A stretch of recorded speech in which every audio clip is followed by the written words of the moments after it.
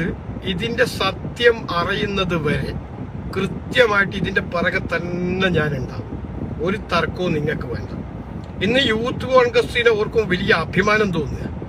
നല്ല നട്ടല് നിവർത്തിയിട്ട് ഇന്ന് ഒരു പ്രകടനം ഞാൻ കണ്ടു. വളരെ വളരെ സന്തോഷമുണ്ട്, അഭിമാനം തോന്നുന്നു. എന്താ പറയുക, ആ പോരാളികളെ ഹൃദയത്തോട് ചേർത്ത് വെച്ചുകൊണ്ട് അഭിനന്ദിക്കുകയും ചെയ്യുന്നു.